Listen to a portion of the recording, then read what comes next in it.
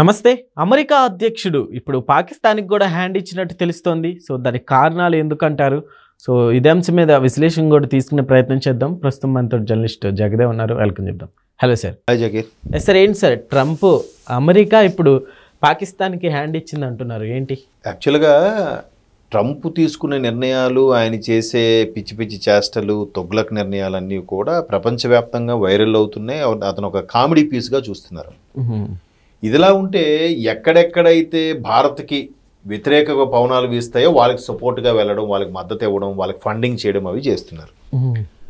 Operation Sindoor టైంలో ఏదైతే పాకిస్తాన్ వాళ్ళు మిసైల్స్ ఏదో వాడారో ఏదో క్రాఫ్ట్లో ఎయిర్ క్రాఫ్ట్లో ఏదో నాకు సరిగ్గా ఐడియా లేదు, యుద్ధ విమానాలు అవి అమెరికా నుంచి పాకిస్తాన్ కొనుగోలు చేసింది. అవి వైఫల్యమయ్యాయి. అలాగే రాడార్ వ్యవస్థ కూడా పూర్తి స్థాయి పాకిస్తాన్కి టెక్నాలజీ లేదు, అది కూడా అమెరికాను తెచ్చుకున్నారు. అది అటర్ ఫ్లాప్ అయింది. మన వాళ్ళు సైలెంట్గా వాళ్ళ భూభాగంలోకి వెళ్ళి కూడా ఆ న్యూక్లియర్ పాయింట్ ముందుండే ఆ రన్వేని స్మాష్ చేసి మళ్ళీ వెనక్కి వచ్చేసాయి అని కూడా మనం వార్తలో చూసాం. ఓకే. దాన్ని వాళ్ళు తట్టుకోలేక వాళ్ళ క్రికెటర్ భారీలు వాళ్ళందరూ కూడా ఇలాగండం ఏదో కూల్చామన్నట్టు పెద్ద బిల్డప్ ఇచ్చారు. అంటే దాన్ని ఏమంటారు లేండి, చేతకనాడికి మాటలు ఎక్కువ అన్నట్టుగా ఆ విధంగా చేశారు. అయితే భారత్ అమెరికాతో యుద్ధ సామాగ్రి కొనుగోలు విషయంలో కానీ, వ్యాపార లావాదేవీలు కానీ కొనట్లేదు చేయట్లేదని విమర్శ ఎక్కువ పెంచాడు ఆయన. మీరు రష్యాతో ఆయిల్ కొనుక్కుంటారు, లేదా సౌదీతో అది కొనుక్కుంటారు, మీరు ఇంకోటి జర్మనీతో ఇలా మాట్లాడుకుంటారు, ఇవన్నీ అంటున్నాడు. కానీ మా దగ్గర కొనండి అనే కడుపు మంట బయట పెడుతున్నాడు ట్రంప్. ఇదిలా ఉంటే పాకిస్తాన్కి ఏదైతే మిసైల్స్ ఒక రాకెట్లో సప్లై చేసినప్పుడు అవి అటర్ ఫ్లాప్ అయ్యాయో, ఆయన ప్రపంచం దేశాల్లో మార్కెట్ ఒక్కసారిగా పడిపోయింది. మరోవైపు అమెరికాలో క్రైసిస్, మరోవైపు లాక్డౌను, మరోవైపు షట్ డౌను. ఇదిలా ఉంటే ఒకవైపు అప్పులు పెరిగిపోతున్నాయి, ఆయనకి దేశంలో ఇంటర్నల్గా విమర్శలు వస్తున్నాయి. నిన్న కూడా ఒక ఛానల్లో అడిగితే మొన్న ఏబీసీ అనే ఏదో ఏబిసిఎస్ అనేది ఒక ఛానల్ ఉంది, అక్కడ ఫేమస్ ఛానల్. మీరు వాళ్ళు అడిగిన క్వశ్చన్కి సమాధానం చెప్పలేక మీరు సౌదీ అరేబియాతో అటాక్స్ అని అంటున్నారు, మరి సౌదీ అరేబియాతో మీకు వ్యాపార లావాదేవీలు ఉన్నాయి కదా, దాన్ని ఎలా ప్రోత్సహిస్తారని అడిగితే ఆ మహిళా జర్నలిస్ట్ మీద సీరియస్ అయిపోయాడు. మీకు ఇలా అనవసరంగా నేను లైసెన్స్ ఇచ్చాను, లైసెన్స్ క్యాన్సిల్ చేసే ఆలోచిస్తున్నానని. అంటే మీరు అన్ని ఫేక్ వార్తలు రాస్తారు ఎందుకంటే అమెరికాలో ప్రెసిడెంట్ అనేది సుప్రీం పవర్, వాడు ఏదైనా చేయగలడు, వాడికి అన్ని సర్వహక్కులు ఉంటాయి. సో అలా మాట్లాడాడంట జర్నలిస్ట్తో. సో ఇట్లాగా ఒక్కొక్కటి ఫెయిల్యూర్ ఇది అవుతున్న నేపథ్యంలో మరలా మన మీద సుంకాలు విధించి 500%, 100% అని పెంచుకుంటూ పోయాడు. పైగా భారతీయులకి వీసాకి $1,00,000 పెట్టాలి, లేదంటే భారతీయులు ఎవరెవరు పనిచేస్తున్నారో వాళ్ళందరినీ తీసేయండి, టెక్క దిగ్గజాలకైతే భారతీయులతో మీరు ఒప్పందాలు కుదుర్చుకోకండి, మీకు ఇబ్బంది పెడతా, ఇలాంటి బెదిరింపులు ఎన్ని చేసినా కూడా టెక్ దిగ్గజాలు ఏం చేశారు, మేము నష్టానికి వ్యాపారం చేయము, మా దాంట్లో ఎక్కువ శాతం మంది భారతీయులు కష్టపడి పనిచేస్తున్నారు, వాళ్ళకి మంచి ప్యాకేజ్ కూడా మేము ఇస్తున్నాం. అలాంటప్పుడు వాళ్ళకి ఏదైతే మీరు ఫైన్ విధిస్తున్నారో, వాళ్ళకి ఏదైతే మీరు డాలర్లు కట్టాలంటున్నారో ఆ పేమెంట్ అది మేము చేస్తాం అన్నట్టుగా ఉన్నారు. కానీ భారతీయులు వదులుకోవడానికి ఏ టెక్ దిగ్గజం కూడా సిద్ధంగా లేరు, అంటే ఏ కంపెనీ కూడా ఒప్పుకోవట్లేదు. సో ఇవన్నీ చూశాడు, మొత్తానికి కాలబేరానికి వచ్చాడు.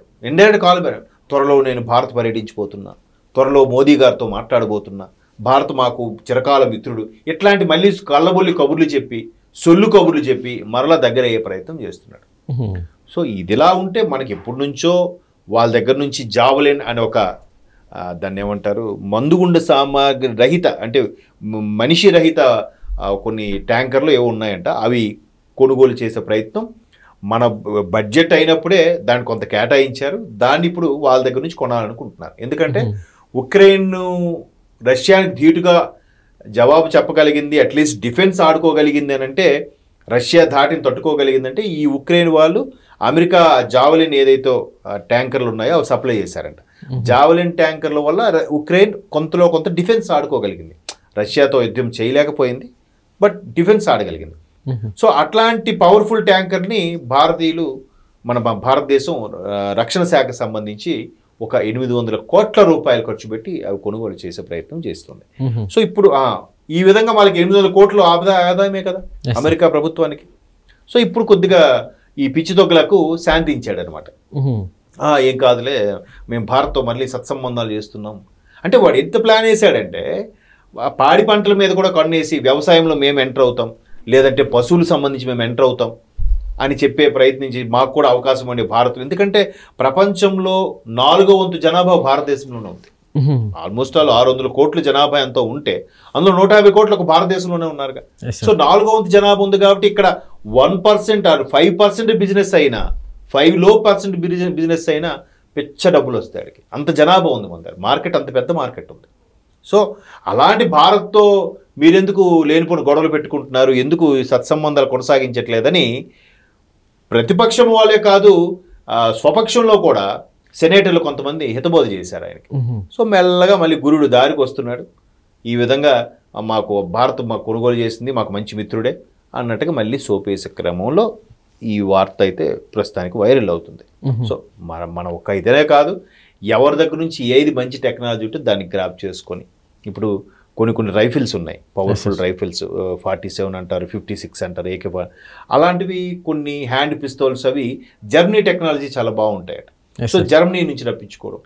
ఇంకొన్ని టెక్నాలజీస్ ఇజ్రాయెల్ వాళ్ళు చాలా మంచి టెక్నాలజీ వాడతారు. ఎందుకంటే అంత చిన్న దేశము, చుట్టూ ముస్లిం దేశాలు ఉన్నా కూడా వాళ్ళందరికీ భయపడకుండా ధీటుగా సమాధానం చెప్పగలుగుతుంది ఇజ్రాయెల్ అంటే బికాజ్ ఆఫ్ వాళ్ళ గట్స్, బికాజ్ ఆఫ్ వాళ్ళ టెక్నాలజీ.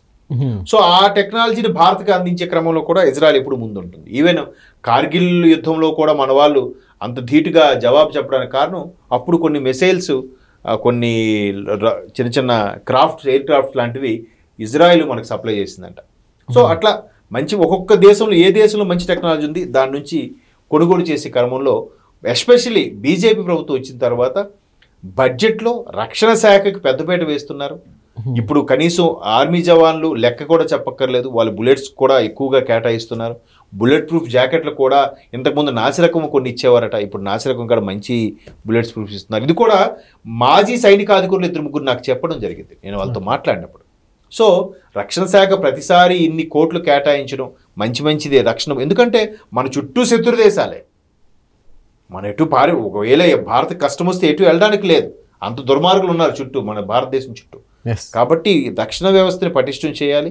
ఇంటర్నల్గా కూడా మన డాక్టర్లు దొరికారుగా వెధవలు, అట్లాంటి వాళ్ళని కూడా ఏరిపారేసే క్రమంలో ఒక్కొక్కటిగా అంచెలంచెలుగా ప్రభుత్వం చర్యలు తీసుకుంటుంది. దానికి సంబంధించి అమెరికా వాడు ఎలాంటి వాడు అవని, వాడు ఇచ్చే ఎక్విప్మెంట్ మంచి బాగుంది కదా, కాస్ట్లీ ఎక్విప్మెంట్, పైగా మంచి ఎక్విప్మెంట్ అయినప్పుడు వై డోంట్ వి యూజ్, ఇట్లా చేసుకుంటే తప్పేం లేదు. అది ఓకే సార్, థ్యాంక్ యూ.